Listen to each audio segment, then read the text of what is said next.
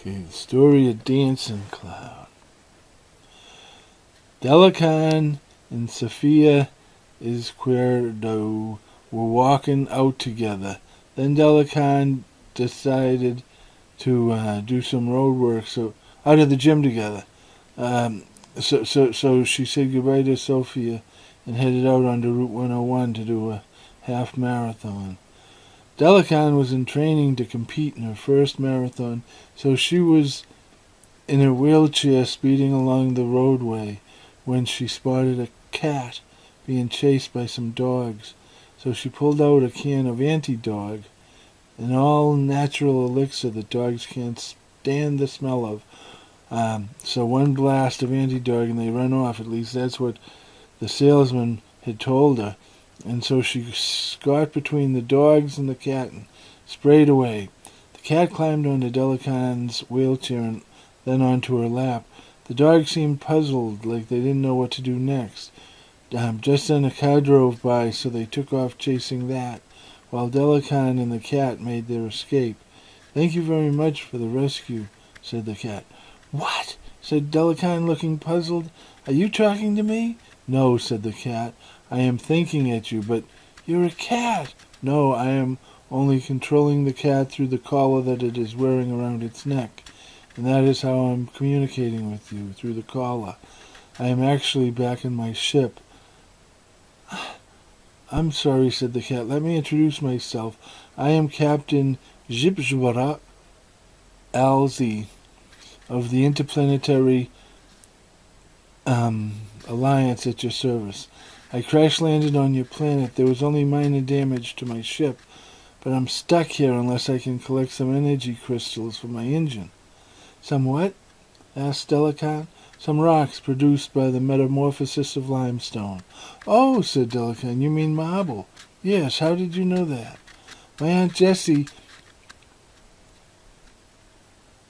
Bagumba is an artist, and we have a whole pile of broken marble in our backyard. Now that her project is finished, my aunt was wondering just the other day how she was going to get rid of it all. She was afraid that she was going to have to pay someone to cart it all away."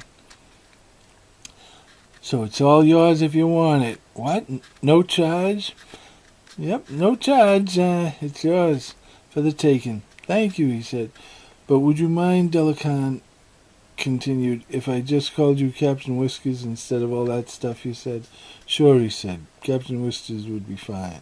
"Thank you. Would it be more than how much the wheelchair weighs? Because that is approximately how much I would need." "Oh, easily. Many times that." So DELA KHAN and Captain Whiskers returned to DELA KHAN's house, and after she had served him a saucer full of milk, Captain Whiskers stood up upon the pile of marble as a light encircled them both himself and the pile of marble, and then he and it were gone. Later that day, DELA KHAN heard something in the backyard, so she raced out there, and she saw a spaceship in her backyard. The ship's door opened and a human walked out. "Hi, I'm Captain Whiskers." "But you're a human," said DELA KHAN. "Well, not exactly human, but pretty close." "How come? Why pick a cat?" "Well," said Captain Whiskers, "the cat was the first being from your planet to stumble upon my ship. So I caught him, and once I placed this collar around his neck, I was able to control the cat, as well as communicate with you through it as I searched for fuel.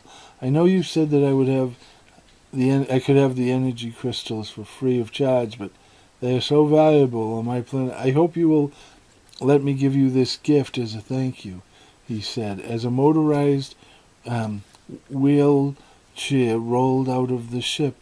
"This is an alien environmental exploration unit. We call it SAL because it is a sea, air, and land class Type 2 vehicle. So DELA KHAN, in exchange for the tank full of fuel you gave me, I'm giving you a new ride." "What?" said DELA KHAN.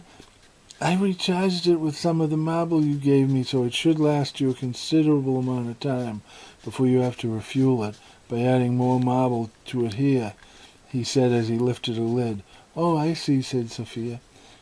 "Compared to what I'm driving, He said, "This is a very fragile and flimsy vehicle, just used for scientific research, but it is light years ahead of what you're driving." DELA KHAN's eyes lit up. "Oh, it's wonderful," she said. "You don't know the half of it," said Captain Whiskers. "It's quite something. It can fly to the moon and back, or to the bottom of the sea, and it has body armor, a shield that can protect you from almost anything. Oh my, oh my God," said DELA KHAN. Thank you so much.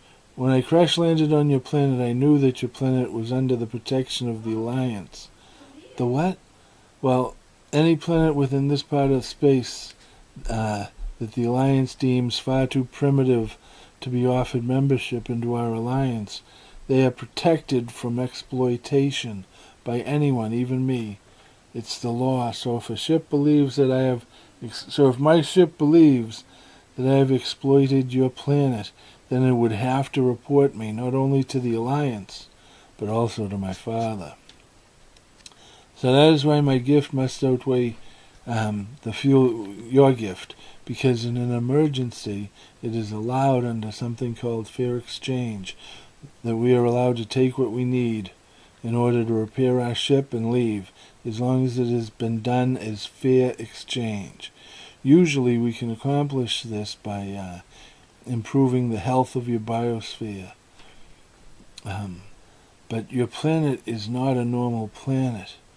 We have never discovered another planet in all recorded history with an iron core that also had a biosphere. That combination of the two, an iron core with a biosphere, it makes your planet, as far as the Alliance knows, unique in all of the known universe.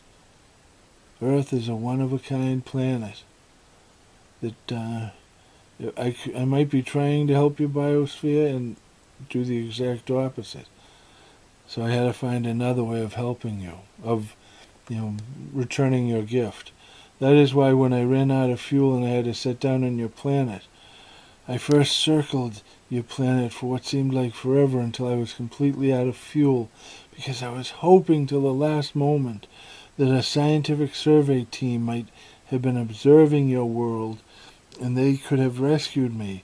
But I guess I wasn't spotted, so then I just wanted to land, get the fuel, and leave, no one the wiser, especially my father, and to do it by the book as fair exchange, so that way no one had to know that I messed up and almost caused an interstellar incident." "Oh, I see," said DELA KHAN. "It's been fair. It has. More than fair.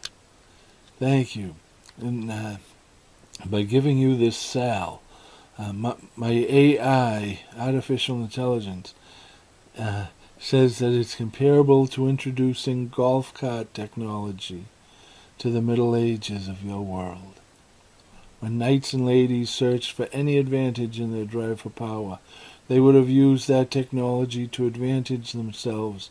That is why it is so important for you to assist your AI in protecting this technology. Do you understand? If it thinks it is threatened or that the technology is being compromised or stolen, it'll fly itself to the sun, into the sun. Yes, I promise. I will help it protect its technology." "Well," said DELA KHAN, "I can't be calling you Captain Whiskers anymore now, can I? Well, how about just calling me LZ?" "Okay, LZ, I can live with that," DELA KHAN said with a grin, as the cat leapt onto her lap. She said, "Oh, hello, Whiskers." And then she looked at LZ and she said, "Oh, you took her collar back." "Yes, I did," said LZ. "That was only for a temporary emergency. But now she is also the healthiest cat on your planet. But unfortunately also a cat on her own in a dog's world." "Oh, what's going to become of Captain Whiskers?" asked DELA KHAN. "Well, I was hoping that you might give her a good home." "Yes, I'd like that," said DELA KHAN. "Good," said LZ. "So a tractor So a tractor beam from LZ's ship helped DELA KHAN change from her old chair to a new chair. And then LZ said, "Now put your right hand on the control pads," as I put my right hand on the other control pad. "Okay," he said, "I am introducing you to your new chair, the research vehicle Sal, as its new captain, and I am transferring control of the alien environmental exploration unit over to you." Then Della's hand sank a little into the control pad, and seeing this, LZ said, "Yes, it has accepted your handprint. It's accepted you as captain." "I didn't know it would. I saw that. I didn't know it would," said LZ. "You look like us, but there's big differences actually between our two species." Then DELA KHAN saw that LZ was just as overjoyed as could be that the Sal had accepted her handprint, accepted her as captain. So she smiled, and now all you have to do is think it, and it will respond to you. And eventually, once it becomes comfortable with you, it will appear to you, and only to you, as me. But you can change its appearance anytime you want, and even its personality. And when it talks to you, your mind will hear it and see it as if it's really standing there in front of you, and it will be able to hear you. But for now, suffice to say that when you tell it to fly, it will fly. And when it doesn't, that either means that you have to feed it more marble, or that it feels that what you want it to do crosses one of its many red lines. It will never do anything that puts you, someone else, or itself in danger unless it thinks the scientific rewards outweigh the risks. In DELA KHAN, because it is designed to go into alien environments, there are certain defenses and safeguards built into it to protect its technology from falling into alien hands. The vehicle itself, the bangle shield, goes around your wrist, and it provides a force field when it senses danger. Whenever you are separated from the vehicle, the bangle shield that goes around your wrist will protect you. And that compartment armrest that you rest your left arm on, think of it as a microwave oven that makes things out of thin air, and with it, the AI will create amulets or whatever you need for whenever you leave the ship.